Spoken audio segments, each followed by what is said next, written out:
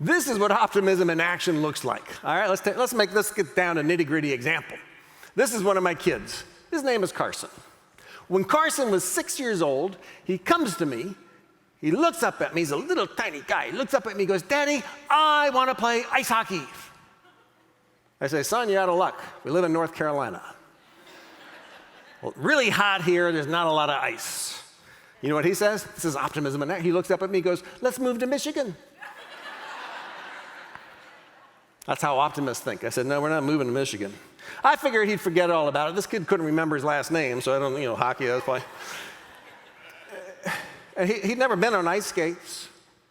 He'd never even seen a hockey game. He just watched these movies about kids playing hockey, so he gets it in his head. Well, he didn't forget. He'd come to me every couple days, every couple weeks, "Daddy, hockey, Daddy, hockey." So I started looking around. There was no hockey. Finally found roller hockey. "Hey, son, good luck. Good news. What? I found roller hockey. What's that?" "Well, it's just like ice hockey," but you know what he said? "No, I want to play ice hockey." Okay. A third of his life goes by. Passion plus perseverance, grit. He didn't give up his dream of playing hockey. They finally started a youth ice hockey program where we live. I said, "Son, do you still want to play?" He said, "Yes." I went to buy the equipment and realized I made a very big mistake. I knew nothing about hockey. It's very expensive. Long story short, we go to his first practice. I know it's going to be a disaster. So being the upfront stand-up dad I knew he was going to fall down on that ice. He'd never been on ice skates. And all the kids were going to laugh, so I went and hid. I said, "This is going to be a disaster."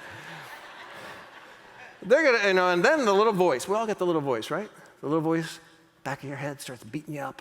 My little voice is going to town on me. "What kind of dad are you?" But I don't hear anybody laughing, so I get up, and there's my kid. He's skating down the ice.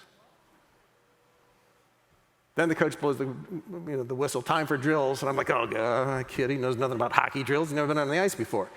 And then I peek. Well, kid in front of him hits a puck and skates away. My kid gets in line, hits a puck and skates away. So then I'm walking out, and some guy says, "You got a boy out there?" And now I'm like, "Oh, yeah. Yeah, I got a boy. Yeah, he's a hockey player. Sure is." How long has my kid been playing hockey? 5 minutes. You know what he became? A hockey player.